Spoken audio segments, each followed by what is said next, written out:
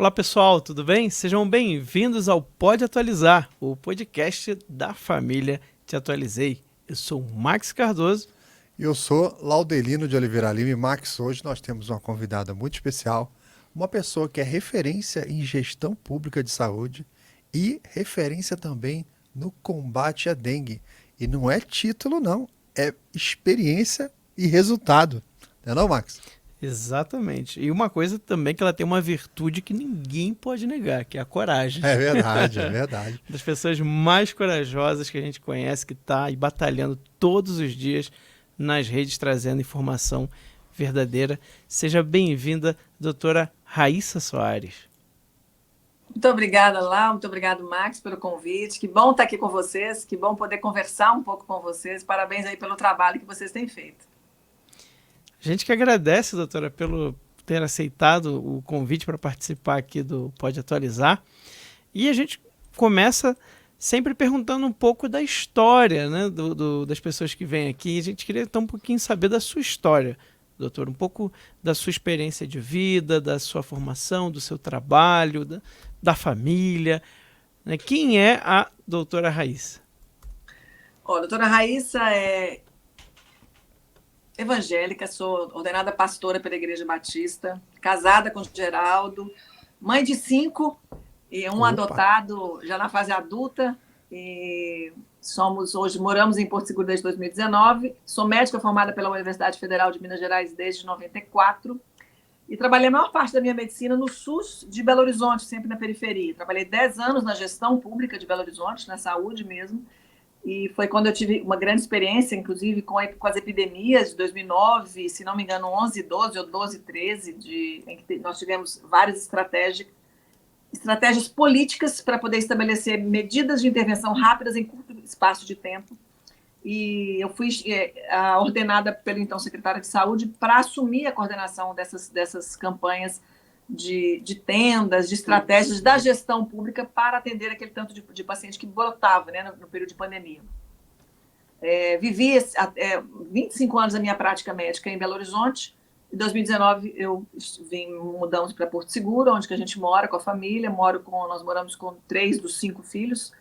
E estamos aqui, inclusive, numa obra missionária. A gente veio para cá para montar uma arena do avivamento, mas veio a pandemia, ela mudou todos os rumos. E depois eu entrei, inclusive, num pleito político, a pedido do presidente Bolsonaro. Tive 1.057.085 votos para Senado pela Bahia, pela primeira vez na minha vida política.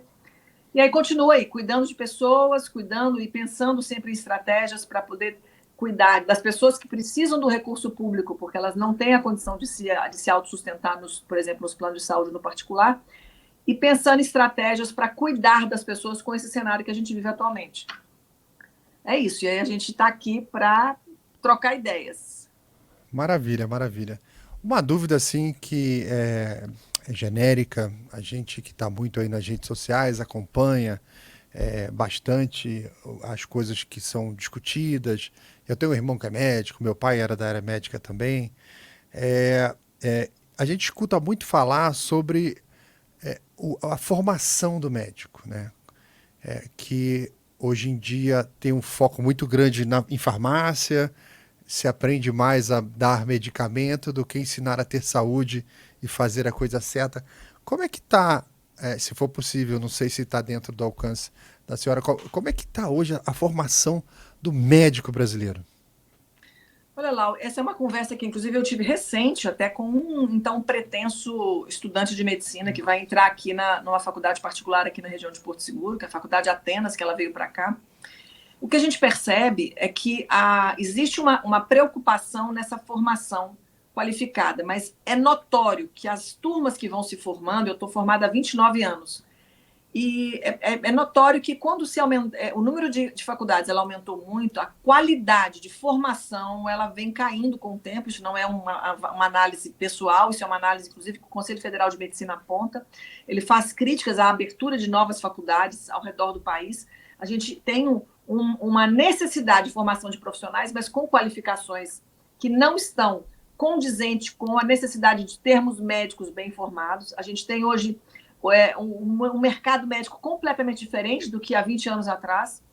Eu lembro que a primeira vez que eu fui dar um plantão em UPA, em unidade de urgência, eu já tinha 7 anos de formada. E isso era nas UPAs de Belo Horizonte, que tinha um volume grande de pacientes, e a gente passava por um crivo de uma certa entrevista com o coordenador médico para saber se a gente tinha alguma condição de ter aquela capacidade da urgência e emergência. Hoje a gente tem recém-formado dando plantão em UTI, e especialmente no pós-pandemia, em que a gente precisou abrir muitos leitos e precisava de mão de obra de pessoas que se dispusessem a enfrentar os pacientes graves. Então, não só nós temos uma formação com menor densidade de conhecimento, com menor exigência do raciocínio clínico para a fisiopatologia, para você compreender a doença, compreender o estado de saúde, trazer isso para a prática das doenças atuais, como nós temos uma porta de urgência e emergência, tanto pública quanto privada, com pessoas recém-formadas, que ainda não ganharam aquela carga de tempo para fazê-las, inclusive, com maior crivo, com maior discernimento, com maior experiência, uma expertise maior da sua prática, para que isso mude a conduta dos pacientes. Então, sem dúvida nenhuma, as pessoas que estão nos campos de formação, nas universidades, elas têm tido essa preocupação, e nós temos um grupo jovem de estudantes que são estudantes de medicina, e que nós não temos hoje a maioria com o comportamento de sentar 8 e 10 horas por dia estudando. Essa não é uma realidade dos estudantes como era na minha época, 25 anos atrás, em que você abdicava a mão da vida pessoal para você se dedicar a um curso que era de uma exigência de carga horária muito alta. Então, há 10 anos atrás, quando eu estava plantonista do Hospital Risoleta Tolentino Neves, em Belo Horizonte, um hospital estadual escola universitário, eu lembro bem de 2 professores em discussão dos leitos de terapia intensiva, ambos com 20 anos de terapia intensiva cada um, e eles falavam assim para mim: nós estamos preocupados quem serão os médicos que vão cuidar da gente. Eles, então, na casa dos seus 50, 60 anos. Porque essa necessidade, por isso que eu sempre penso, quando eu tenho a oportunidade de ter um recém-formado, alguém jovem perto de mim, eu falo assim: olha, você quer tudo que eu sei? Eu te dou de canudinho. Porque é necessário a compreensão teórica, mas é necessário essa compreensão prática da discussão, de trazer o conhecimento, de discutir uma conduta em que você junta a teoria, você junta o que você está vendo com a experiência do outro. E na pandemia, os médicos que se dedicaram para estudar o vírus, por exemplo, eles tiveram uma curva de crescimento de conhecimento muito rápida, porque a gente, não só lia o que saía de publicação, mas nós discutíamos muito por telefone, por videochamada, para agregar conhecimento naquela doença que era nova. Então, quem se dedicou teve uma curva de aprendizagem muito rápida. E nós temos que fazer isso com todas as pautas e todos os assuntos da área médica. Perfeito. Tem um assunto, doutora, que eu sempre quis perguntar, né, porque a gente vê muito falar nas redes sociais, mas fica, vamos dizer assim, no campo da teoria da conspiração, né, que é o assunto sobre as indústrias farmacêuticas. O que a gente ouve, né, pelo que eu já li assim, de várias fontes, inclusive lá de fora, e eu não sei se a senhora poderia comentar sobre isso, é de que a busca pelo lucro ali é tão forte que chega a se abandonar boas soluções médicas, né, mas que talvez não deem um lucro tão alto como elas gostariam, como as farmacêuticas gostariam, e acabam indo para outro lado, para outras soluções ali que talvez não sejam tão eficazes, mas visando um lucro maior. Isso existe? A senhora percebe isso? Olha só, Max, é muito interessante essa pergunta, porque nós médicos recebemos a visita de representantes de laboratórios de várias indústrias farmacêuticas. É uma rotina do trabalho deles, eles são escalados para terem amostras grátis de novos produtos que são lançados. E muitos sais são lançados e nós somos introduzidos a eles pelos representantes de farmácia, que eles estão ali no consultório apresentando um catálogo, geralmente usando tablets, usando algumas publicações que foram feitas até aquela liberação do sal, aquela substância nova. E muitos médicos, na nossa prática, a gente vê que eles passam a adotar aquelas substâncias sem muita comprovação de que esse produto já foi testado, já foi historicamente, porque é uma substância nova, ela tem esse efeito, ela melhora isso, ela não tem menos efeito colateral, ela melhora tal sintoma. E essa indústria farmacêutica, ela não para de produzir novas marcas, novos nomes. Não só sais antigos que ganham novas formatações, como sais de novos que são lançados e muitos passam a utilizar. A gente viu na pandemia que nós tínhamos medicações velhas que eram colocadas para poder serem usadas, por exemplo, mas foram duramente atacadas. E quando você vai ver o lobby da indústria farmacêutica por trás dos congressos, por trás de trabalhos, por trás de várias pesquisas que são propostas, você vê as grandes Big Pharmas patrocinando eventos. O Congresso Brasileiro da Sociedade de Infectologia de 2023, em setembro, foi patrocinado com luxo pela Pfizer. A chamada SBI, Sociedade Brasileira de Infectologia, teve um dos congressos mais luxuosos dos seus últimos tempos, que é o congresso anual que todas as sociedades fazem. Eles fazem um encontro anual para reunir e dar os tops de atualizações, aquilo que teve novo. E isso acontece nas publicações científicas. Nós vimos várias publicações científicas que foram direcionadas pela indústria farmacêutica. E aí, quando você vai perguntar, mas a indústria farmacêutica está lançando esse novo sal, por quê? Existem, e eu tenho que, para ser justa e não ser leviana, de não considerar vários fatores sociais de algumas empresas, de algumas indústrias, que têm o seu lado social, que fazem programas de desconto em farmácia. Eu vou citar aqui, por exemplo, o Grupo Axê, que eu fui apresentado recentemente, que é um grupo antigo, e ele, por exemplo, ele tem um cartão de desconto para que o usuário vá na farmácia e ele consegue quase 50%, 60% do desconto daquele produto. Então, eles têm um lado social de tentar chegar às pessoas com menos condição financeira. Mas é uma indústria que ela existe para ter lucro. Então, ela vai lucrar na marca, no nome novo, ela vai lucrar no seu similar, que vai lançar os competitivos, e vai lançar novos sais.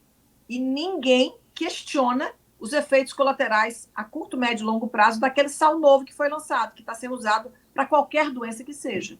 Então, realmente a gente vive pressionado pela indústria farmacêutica, pressionado às vezes pelo próprio usuário que já assistiu, que já viu, porque algum parente está usando tal produto, sem ter convicção de que aquilo realmente, por exemplo, é tão benéfico. E aí nós ficamos naquele dilema que a medicina ela vai ficar basicamente em diagnosticar a doença e tratar. Então, eu preciso de novas tecnologias para diagnosticar as novas doenças e preciso de novas terapêuticas para tratar as doenças. E a gente tem que dar um passo atrás para falar como é que está o estado de saúde.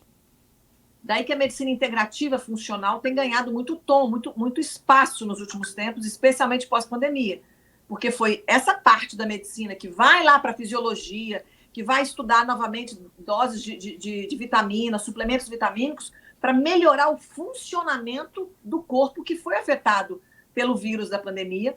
E esses novos princípios é que têm trazido, inclusive, melhoria de qualidade de vida para as pessoas. É nessa linha que a gente tem abordado, inclusive, essas pessoas que passaram pela pandemia.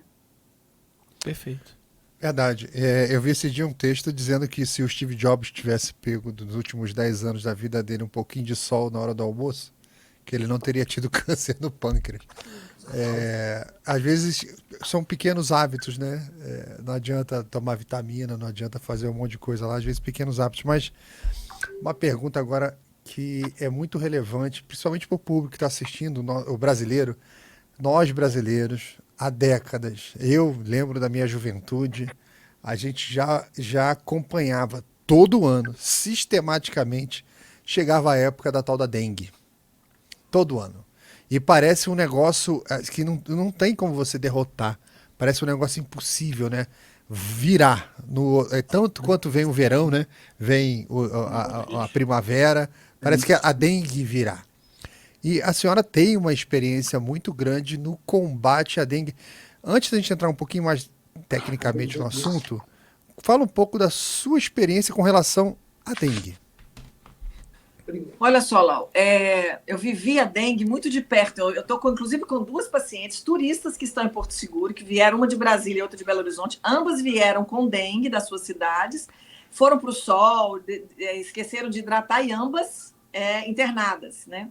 Enfim, então eu falo que eu tenho faro de dengue, porque eu vi tanta dengue por conta de atender diretamente pacientes e ajudar a treinar médicos para lidar com a doença, que a gente acaba, quando você faz muito alguma coisa, que você guarda. O que as pessoas precisam entender, aproveitar esse momento do podcast para poder levar informação?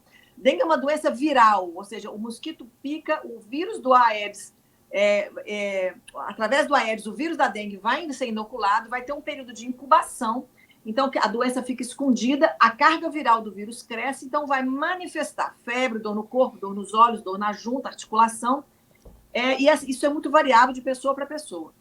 Geralmente é uma doença que vai durar aí de 7 a 10 dias, mas a dengue sempre vai desidratar. E aí o que acontece com aquela pessoa? Ela vai ter sinais vai ficando fadigado, ela vai tendo dor de cabeça, e quanto mais desidratado, mais ela vai tendo dor. Então, muitas pessoas ficam tomando muito medicamento e esquecem basicamente do líquido. Dengue é uma doença que a gente maneja, a gente trata com líquido. E é incrível que dengue mata por desidratação grave. É a coisa mais absurda morrer de dengue, por quê? Porque a pessoa não foi bem orientada, o profissional de saúde não deu a orientação correta e o acompanhamento dessa paciente não foi da forma adequada. Por isso que existem os protocolos, existem vários. Nós cuidamos na pandemia, nas epidemias de Belo Horizonte, nós utilizamos o protocolo do Ministério da Saúde, teve um ano que foi da OPAS. Existem várias diretrizes que vão colocar a cabeça das pessoas meio que sistemáticos para elas entenderem. Então, eu vou ter os sintomas, quando eu tenho febre, eu ainda tenho vírus, nosso corpo briga contra o vírus, na hora que o vírus acaba, a febre acaba, mas o nosso sistema imunológico ele fica muito acelerado. E no que essa reação acelerada, que é contra o vírus, que já não existe, porque ele já foi destruído, essa reação chamada antígeno-anticorpo, ela gera várias manifestações clínicas que vão fazer a pessoa ter as complicações da dengue. Antes de evoluir para dengue grave, a pessoa tem sinais de alarme. Sinais de alarme é um alerta. Cuidado, você está desidratando de forma rápida.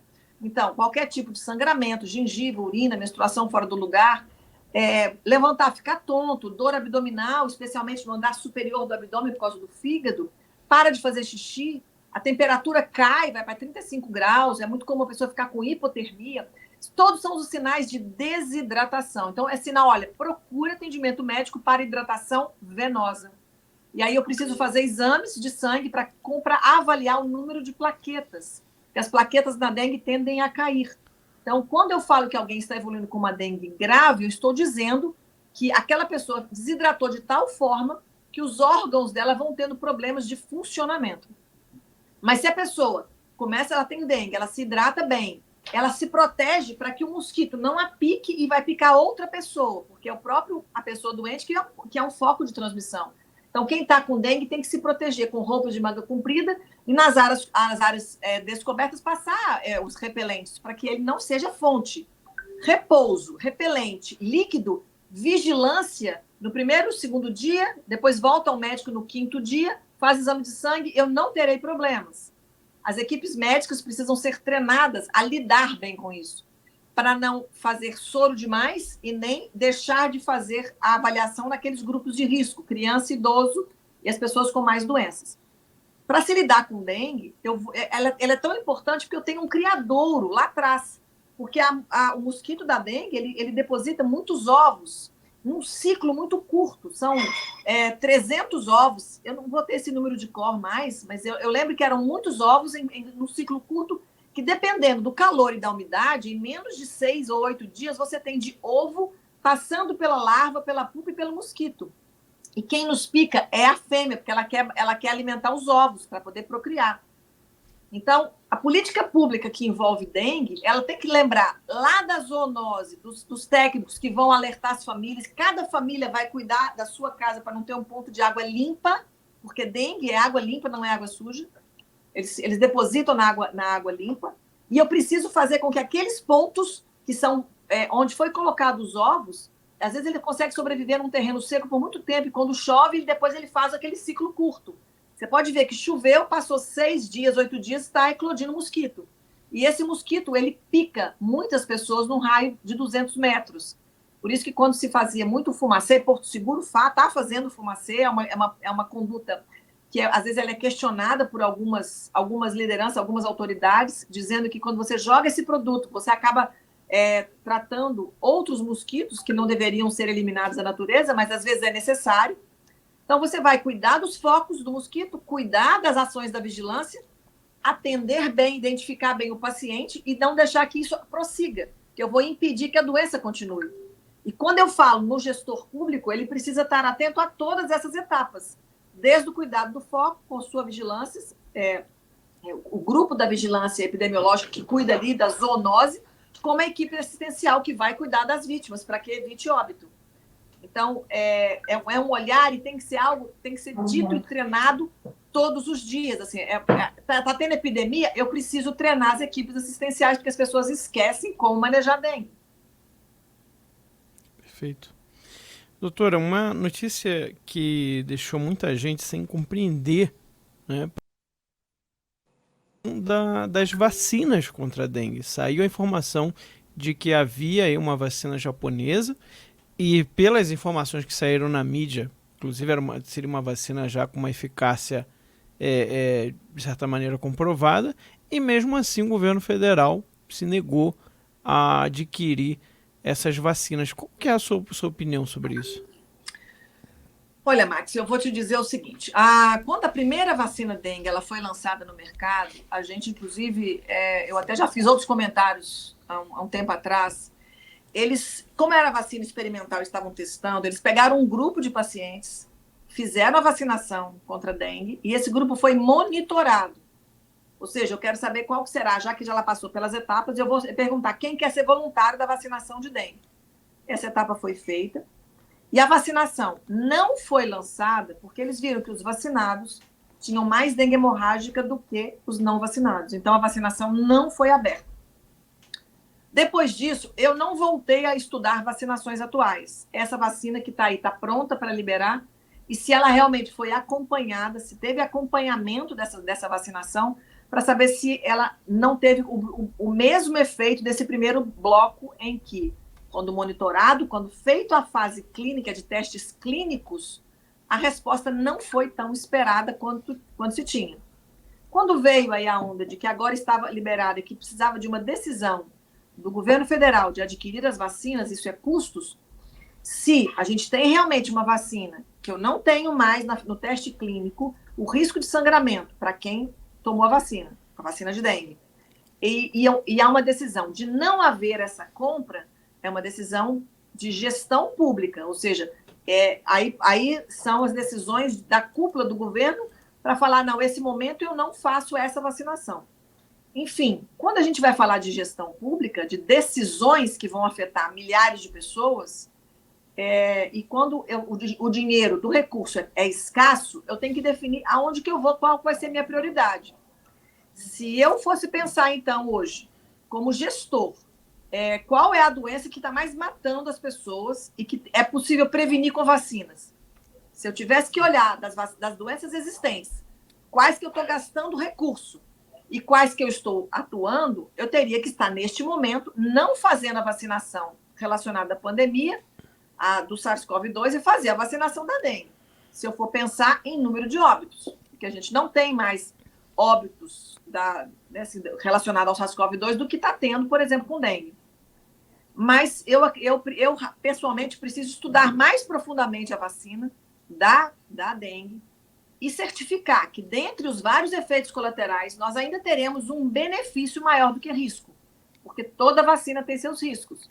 E, na verdade, eu realmente não acredito ainda, porque eu não vi isso acontecer em nenhum lugar do mundo onde tem dengue, que a vacina tenha mudado os cenários. Então, acho que a gente precisa... é algo muito complexo. Quando eu trabalhei na Prefeitura de Belo Horizonte, a gente tinha dentro da Secretaria Municipal de Saúde, tinha uma cadeira, um grupo de pessoas que simplesmente cuidava de dengue, em todas essas etapas que eu disse.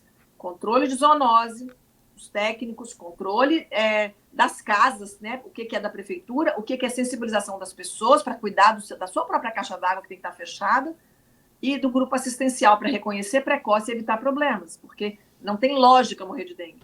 Dengue é uma doença que eu só preciso manejar corretamente. Ponto. Agora, qual vai ser a política pública? E se essa vacinação realmente vai mudar cenários, o tempo vai nos dizer. Este momento, as decisões que nós estamos enxergando do governo federal são decisões em que nos deixam duvidosos. A gente tem dúvida Se eu tenho, agora, né, mais de 1.000 pessoas que já morreram de dengue, eu não tenho esse número de outras causas de doença viral. Então, por que eu estou incentivando outras vacinações e não a vacinação de dengue?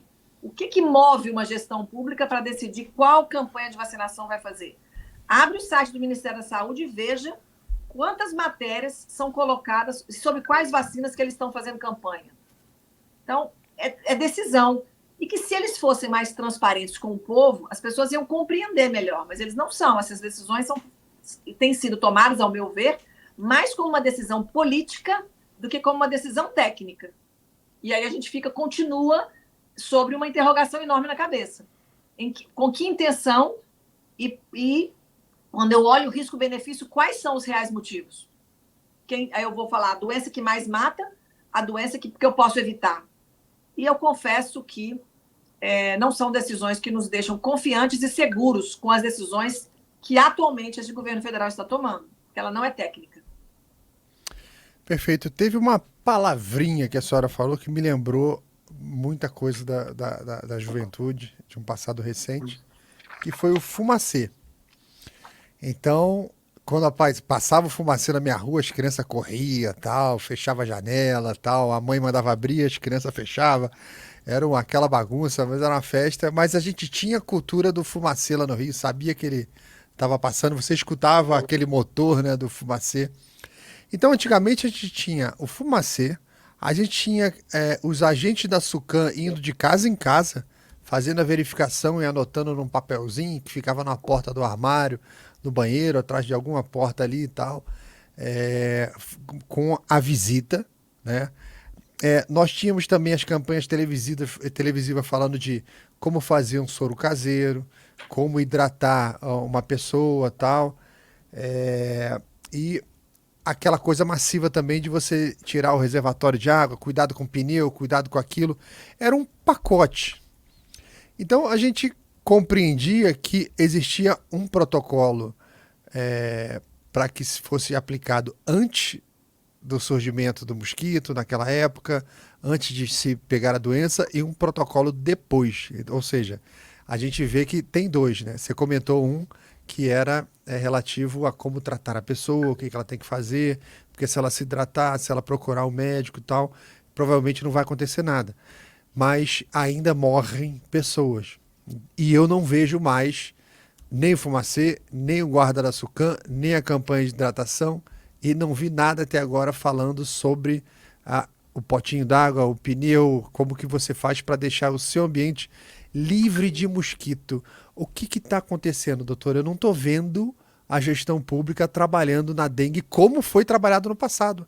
A gente tem uma referência do que foi feito. O que está acontecendo? Olha, Lau, para mim a resposta é não fazer gestão pública pela necessidade que a população tem, pela contingência que nós estamos vivendo. Eles estão fazendo gestão ideológica, né? Então, assim, nós temos pessoas, olha só, eu tô com um exemplo real, eu tô com 2 pessoas que são turistas, ou seja, são pessoas de classe média, elas têm informação, elas têm plano de saúde, porque elas estão no hospital aqui com plano de saúde, mas elas vieram com dengue e não se hidrataram de forma correta. E acabaram complicando, porque eles hidrataram e foram parar numa internação hospitalar para tomar soro venoso. Então, assim, a informação, a gente não, isso já foi muito falado, todo mundo sabe. Não sabe. A gente tem que falar a mesma coisa sempre, porque é isso que muda o cenário da dengue. Se eu hidrato bem esse paciente, se ele é corretamente acompanhado, esse paciente não vai complicar. Se ele é corretamente tratado, ele vai sobreviver. Então, quando eu não tenho uma gestão pública voltada para cuidar das pessoas, isso fica no vácuo. Então, você não vê a gente não está vendo campanhas. Eu posso dizer que Porto Seguro tem feito isso. Nós, em Porto Seguro, não estamos vivendo epidemia de dengue. Apesar de ter períodos de chuva, nós estamos vendo os turistas trazerem a doença, mas nós não estamos tendo casos nossos aqui. Mas por quê? Porto Seguro tem uma vigilância, ela tem uma vigilância da zoonose, ela tem um trabalho feito com os agentes, mesmo que aqui tem áreas áreas urbanizadas, com depósito de água, com reservatório, mas tem um trabalho que é feito localmente. Por isso que, quando a gente pensa em estratégias de gestão macro federal, se isso é replicado ou isso é ordenado, isso ia se replicar nos 27 estados. cada estado vai repercutir nos seus municípios. Então, se o gestor ele está atento a essa pauta, ele está fazendo o seu trabalho de casa, o seu dever de casa, porque cuidado da pasta de dengue, ele está como se fosse um arroz com feijão de uma cesta básica. Eu preciso garantir que as arboviroses, que é dengue, chikungunya e zika, sejam tratadas, conduzidas. Então, tanto para acabar com o vetor, que se eu não tiver mosquito, não tiver os ovos ali crescendo, eu não vou ter a doença espalhando, como tratar e como tratar pessoas.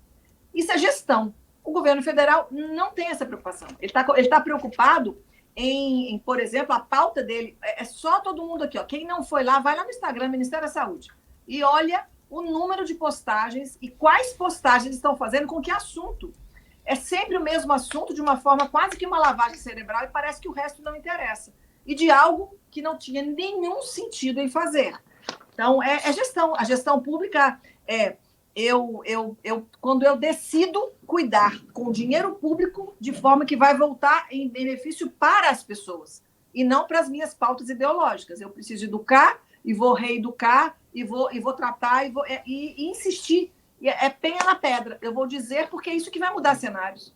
Eu não sei se vocês já ouviram falar do Aedes do Bem.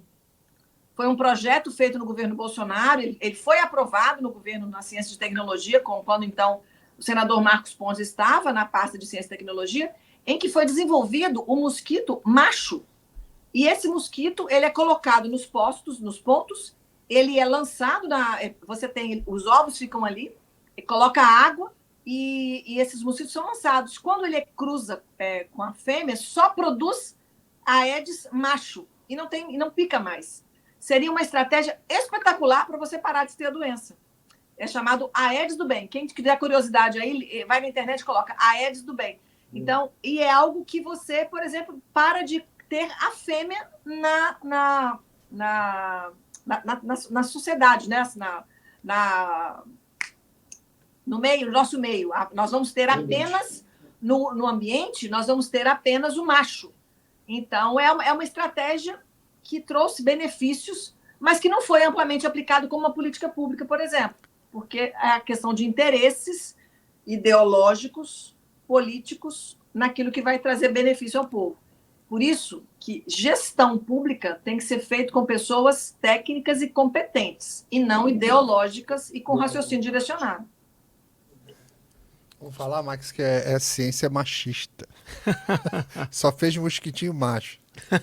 Não duvido. Não duvido.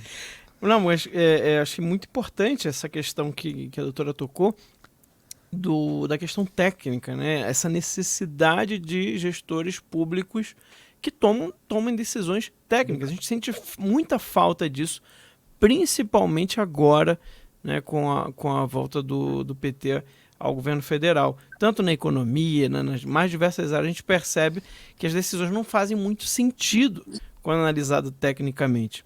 A senhora já teve experiência até em Secretaria de Saúde e podia falar um pouco sobre isso para a gente, da gestão municipal, por exemplo, né?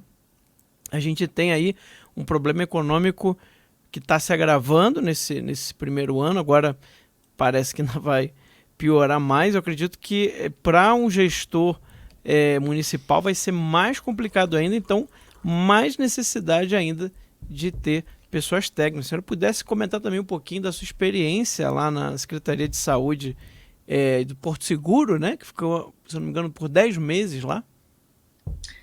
Olha só, Max, foi um desafio interessante porque, apesar de ter trabalhado 10 anos na Prefeitura de Belo Horizonte, na saúde de Belo Horizonte, foi a primeira vez que eu exerci um cargo como secretária. E aí, vivendo em plena pandemia, que isso foi de janeiro a outubro de 21, tendo que tomar decisões rápidas em relação àquele gerenciamento das pessoas. Nós tivemos, inclusive, um resultado muito, muito rico, muito, muito produtivo na cidade, onde que a gente estabeleceu estratégias de contingência, de tratamento, de oferecer garantia de assistência, até tomografia para os nossos pacientes no SUS. A gente tinha nos nossos centros da pandemia que foram abertos.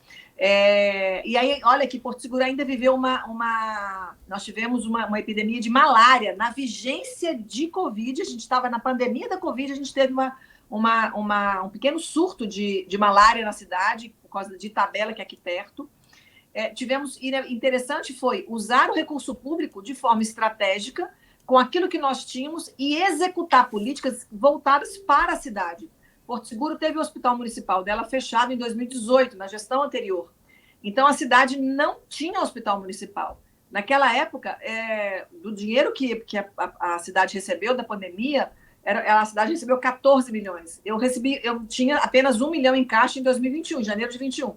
Aquele 1 milhão foi revertido e investido num prédio que tinha sido UPA, que estava abandonado, e nós transformamos num hospital. Entregamos o hospital em 5 meses. E esse hospital atendeu centenas de pessoas, na época, com a pandemia, e ele já tinha, inclusive, uma planta pronta para que, assim que fechasse enquanto hospital de referência, na pandemia, ele seria um hospital para cirurgias eletivas. Acabou que eu saí do governo, e eles estão ali batendo cabeça ainda. Esse hospital ainda não foi inaugurado, mas com projetos, com planos de que isso ainda aconteça esse ano. Então, era pegar o recurso, chamar as pessoas técnicas de cada área e ponderar decisões sempre com o parecer do técnico, sempre com a auditoria junto, sempre com a fiscalização dos contratos junto, para que o dinheiro público fosse corretamente aplicado, corretamente investido. Fizemos muito investimento no RH, porque as pessoas que trabalham no serviço público, elas se sentem muito desmerecidas, até porque quando você compara os salários com o poder público, do privado, o público fica sempre em prejuízo. E aí nós fizemos, e é uma função do poder público, garantir capacitação da sua equipe.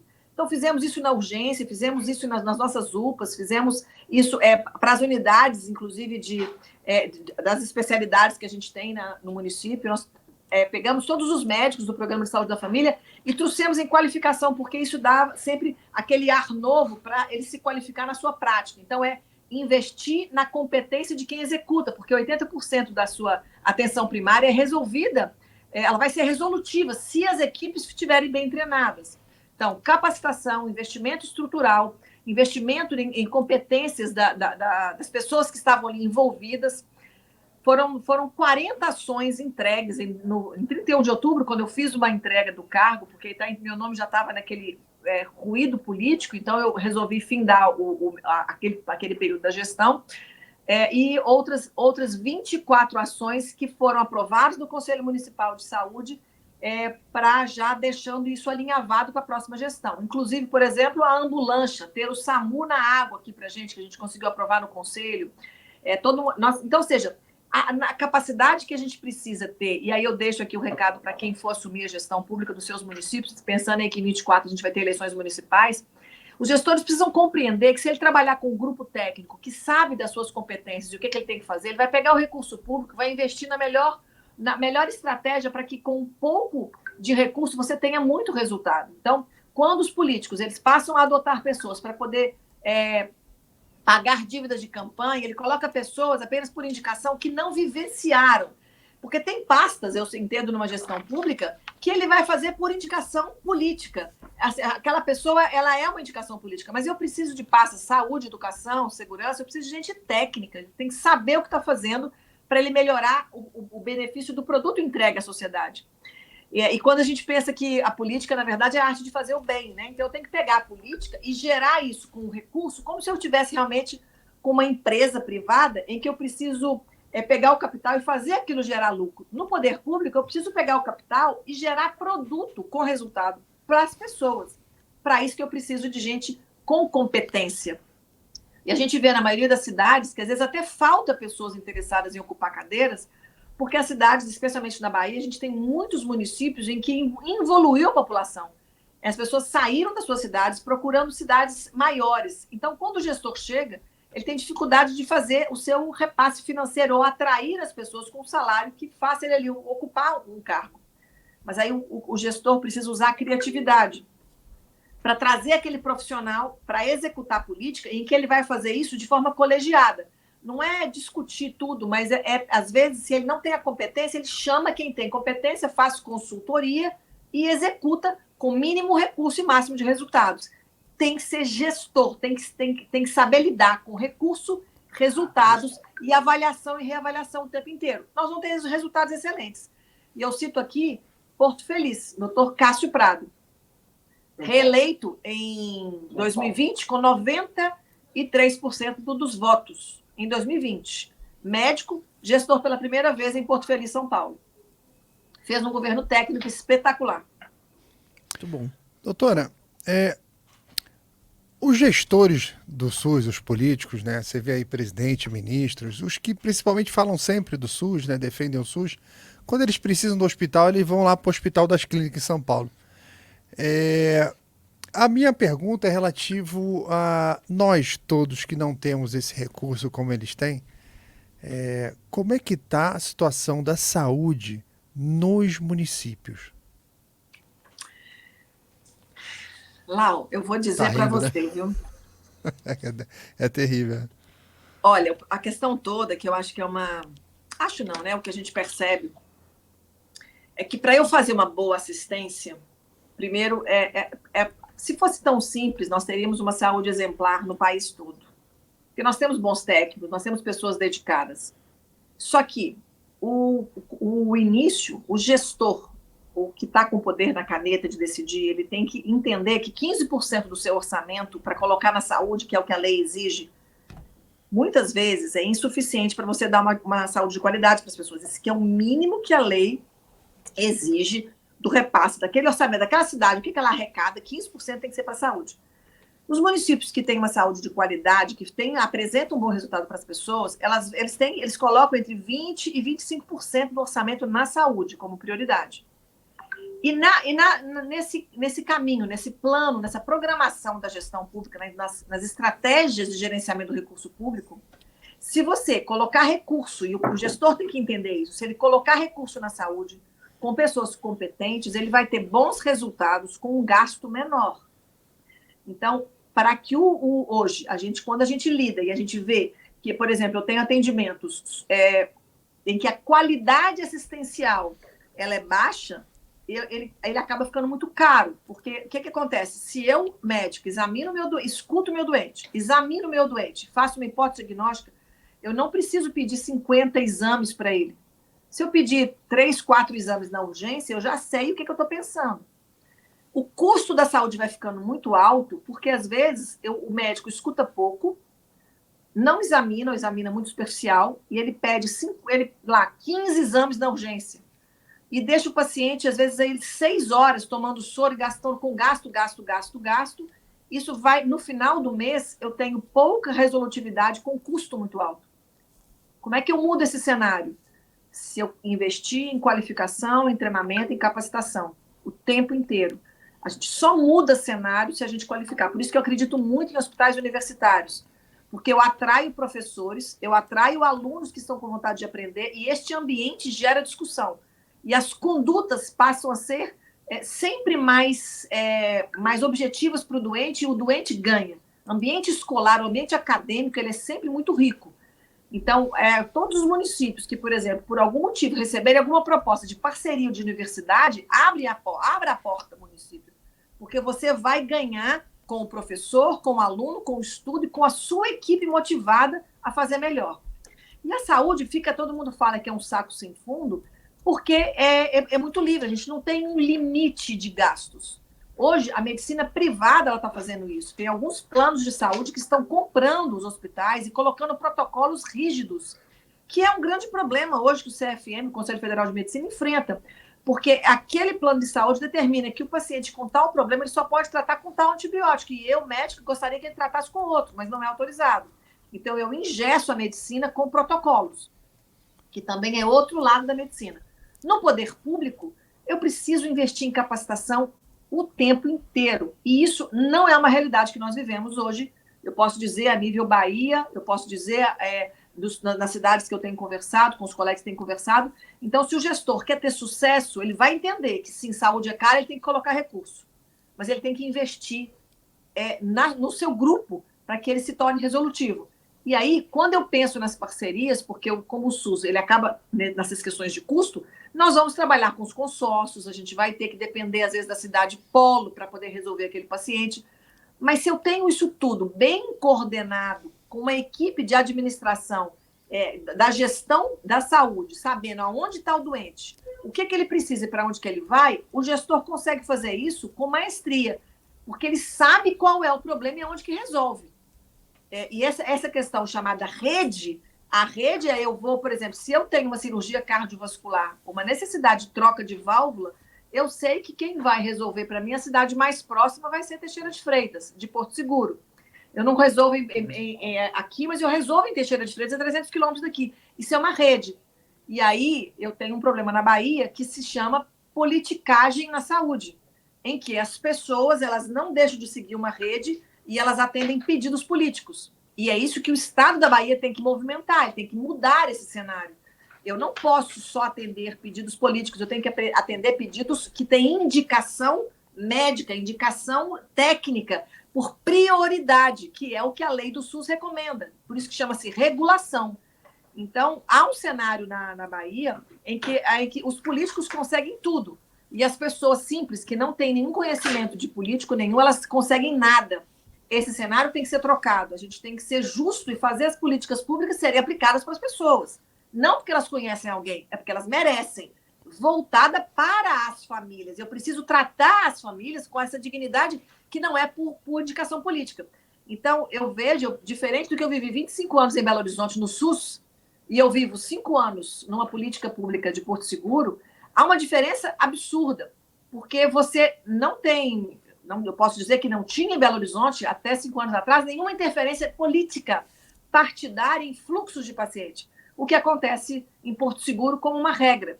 Eu preciso o tempo inteiro estar pedindo favor para o prefeito, eu preciso que o prefeito faça um pedido para a Secretaria de Estado, senão a vaga não sai, senão a cirurgia não sai.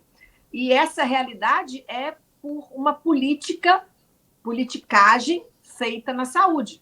Então, para a gente sair desse cenário e não ser tão deprimido, né? Porque senão fica parecendo que a gente está falando só de coisa ruim, parece que não tem saída. A saída é simples. É gestor sério, investe na saúde, coloca orçamento, além dos 15%, treina esse povo, valoriza os seus funcionários, eles vão trabalhar muito mais motivados, coloca esse pessoal para fazer congresso, incentiva, faz plano de cargos e salários para essas pessoas se incentivarem a sair das suas cidades, ir para outro estado, movimenta, todo mundo fica bem, feliz e as pessoas ganham com isso. E aí nós vamos ter realmente uma medicina de primeiro mundo dentro do serviço público. Muito bom, muito bom. Doutora, eu queria aproveitar mais uma vez para fazer uma pergunta que eu sempre quis fazer sobre esses assuntos. Mete bala. Que é o seguinte, também entra aí, fica um pouco para muita gente fica na área da teoria da conspiração, mas eu já li várias coisas sobre isso. Existem metais pesados nas vacinas, né? Como por exemplo o alumínio, em alguns lugares, já vi vários lugares falando sobre isso. E se existe, por que existe? Olha, Max, deixa eu te contar uma coisa. Nós não analisamos metais pesados como um exame de rotina. Você quer ver onde sai muito metal pesado? Rios onde tem o chorume, aquele caldo do lixão que cai nos rios. Esses rios ficam contaminados de metais pesados. Então, qualquer rio, existem estudos hoje na Bahia que você tem lá o rio que recebe o esgoto. Ele tem lá manganês, ele tem chumbo, ele tem ferro, ele tem cromo, ele tem vários metais pesados que vêm do lixo que vai para a água. Essa água contaminada vai para as folhas e que vão para os peixes. E que muita gente está comendo um peixe, por exemplo, de rio contaminado e está se intoxicando com uma série de metais pesados, trazendo uma série de doenças. A medicina não estudou historicamente para pesquisar metais pesados. Quem pesquisou isso já há alguns anos é a chamada medicina ortomolecular, que não sei se vocês já ouviram falar, que as pessoas tiram um pedaço do cabelo aqui atrás da cabeça e faz análise de estruturas de metais pesados a nível de fio de cabelo. Isso é feito em laboratórios nos Estados Unidos. Nós não temos... Se tem, eu desconheço, mas hoje as referências estão nos Estados Unidos, que a gente consegue saber quais níveis de metais pesados as pessoas têm. Eu estou falando isso antes das vacinas, ok? Uhum. Então, era algo que era preventivo da saúde. Então, vamos ver na medicina ortomolecular quais são os metais pesados que as pessoas estão tendo. Com o advento vacina, como envolve vários produtos, a gente escutou isso, a gente ouviu, e na formulação, especificamente da Coronavac, se você ler a bula da Sinovac Coronavac, está escrito que tem alumínio. Você tem uma dose de alumínio que é maior do que deveria ter. Caramba. Quais são os danos desse alumínio que foi injetado 2 vezes nos idosos, em várias pessoas que tomaram a longo prazo, é algo que a medicina, neste momento, essa medicina ocidental, que é de diagnosticar e de tratar, ela não está atenta. Quem está atento a isso hoje? As pessoas da medicina integrativa. A medicina integrativa, funcional integrativa, ela ganha vários nomes, ela volta e quer entender o funcionamento do corpo, quer pesquisar como é que estão os hormônios das pessoas que são precursores do hormônio masculino, que é a testosterona, do hormônio feminino, que é o estrógeno, a progesterona, esses hormônios precursores que a gente só estudou lá no curso básico. E a medicina integrativa traz isso de novo. E esse grupo que estuda medicina integrativa funcional tem trazido o nível de intoxicação de metais pesados. Existem estudos, aí eu vou alertar aqui para quem não procurou saber, procure saber. O governo federal agora, ele aprovou a ozonioterapia como terapia complementar no SUS. E eu fiquei curiosa de saber por que esse governo agora, com todas as medidas que ele tem tomado, muitas equivocadas, muitas que a gente não compreende, por que ele estaria aprovando a ozonioterapia? Vocês já pesquisaram sobre isso? Não. Só lembro da polêmica na época. A ozonioterapia é utilizada há décadas em Cuba. E é uma terapia barata comparativamente ao que se gasta de medicações antibióticas. E aí eu fui conhecer, eu tenho estudado o assunto, e ela consegue abordar mais de 200 doenças, e uma das coisas que a ozonoterapia faz, por exemplo, é tirar a intoxicação de metais pesados do corpo. Mas não é foco de objeto de estudo da medicina ocidental, essa medicina que nós conhecemos. Ela acaba sendo foco de estudo desses que estão tentando reestabelecer a saúde e não tratar doença. Consegue compreender? Então, eu sou o médico que quero qual é a doença e qual é o tratamento. Pronto, então qual é o exame, qual é o tratamento que eu tenho que fazer para essa? Agora, a gente tem esse grupo que está estudando, eu não sou da integrativa, eu não fiz cursos específicos da integrativa, eu sou meio que um autodidata no assunto, estou estudando e pesquisando alternativas para cuidar dos meus pacientes, como especialista em clínica médica. Tenho conversado com muitos colegas que têm feito esses cursos, e a ideia é, eu vou então, buscar alternativas que vão melhorar o funcionamento do corpo. E, dentre eles, eu preciso retirar metais pesados de algumas pessoas. Então, por exemplo, um caso recente, um caso real. Um adolescente que mudou comportamento e ele estava tomando banho quente demorado. No cano dele era de cobre. Como ele estava tomando banho quente, descobriu, por exames, inclusive pela análise do cabelo, que ele estava intoxicado com cobre. E ele mudou comportamento, ele estava com um comportamento sugerindo autismo. Quando foi ver, ele fez terapias com ozonioterapia, reduziu o nível de cobre, o comportamento dele voltou ao normal, porque ele estava intoxicado por causa do cano de cobre com água quente e tomando por muito tempo, a pele absorvia o cobre. Então, não era uma coisa que a gente estudava, isso é uma coisa que está vindo nos últimos anos para cá. Se tem ou se não tem, e por que tem nessas vacinas, a gente vai ficar em teorias que precisam ser confirmadas. O fato é, a gente acaba intoxicando com metal pesado em fontes que a gente nem imagina. Perfeito. Caramba, tem cobre na resistência do chuveiro. Sim. Que a gente usa para tomar banho quente. Olha que problema. E ela tem contato com a água e a água fica quente com cobre ali. Interessante isso, muito interessante. Bom, uma pergunta, o Max fez a dele, eu vou fazer a minha. Que é o seguinte, os meus avós, meus pais, não tinham plano de saúde. E hoje em dia parece uma coisa obrigatória. O que está acontecendo?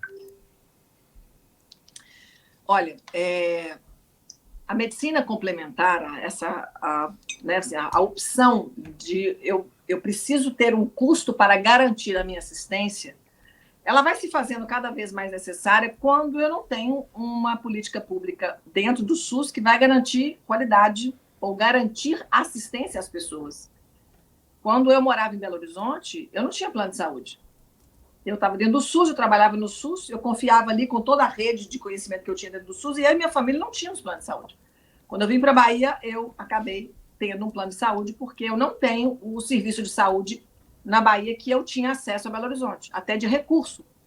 Então, cada vez mais está se tentando melhorar o acesso à assistência de saúde, e se o poder público não tem garantido isso, as pessoas vão acabar se apertando para pagar e com planos de saúde caros, né, com valores caros, que as pessoas, às vezes, o idoso tem tido valores aí que vai de R$2.500, R$3.000 mês para se custear uma assistência privada, uma medicina privada, né, de convênios para uma pessoa idosa. Então, se eu não tenho, aí é uma realidade de cada um. Tem pessoas que fazem planos de saúde para garantia, por exemplo, de internação terapia intensiva, que aí eu vou ter pela rede conveniada.